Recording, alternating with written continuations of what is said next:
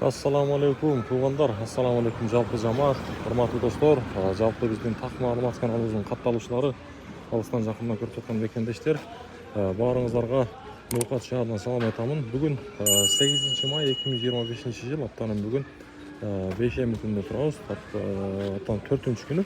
Сааттын жебеси 12:58 болуп калды. Бирге жакын курстар.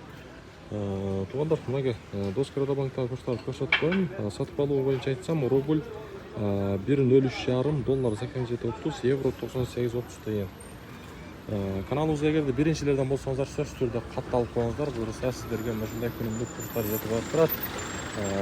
Лайк класста баскыңыздар, бекер болгон класс болгондар.